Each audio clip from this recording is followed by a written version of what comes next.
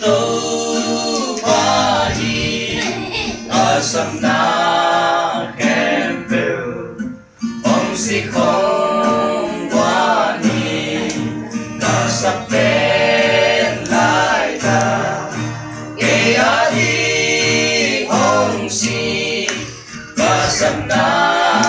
khem phiêu tí chính sắc kỳ Sinh lang tế tung á kỳ kê Tăng in lên tăng in kiêu chi Si tu kiêu ai dia Si tu kiêu đi lâu Ông ít nai sen về Đi tu kén bằng tố cá tế thế dia quay ông ta xem lung tăng mà in na quay ông ta xem lung tăng mà ta xem lung tăng cười bằng hồng gió xem ta in na hi mò na lâu khinh dâu ta sinh lang tế tung na hi khe tăng in lên tăng in kiêu chi si tu kiêu ai dia si tu kiêu đi lâu bông ít nai sen về đi tu kén bằng tốt cá tế thế dia lại lần ta in cài âm xét na sinh na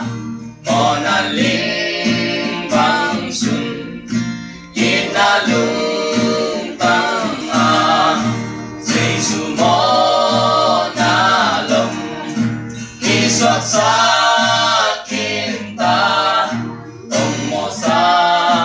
mà nông đi xa dâu ta sinh lang tế tung na hi khe bang in lên bang in kiêu chi si tu kiêu ai dia si tu kiêu đi lâu ông ít nai sen về đi tu kén bằng tố cá thế thế dia ông ít na lian sang ông ai na sang sang ấy đẹp ba na kỳ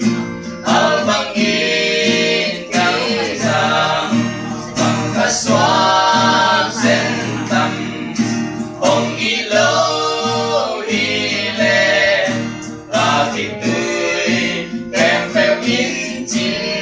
kén tê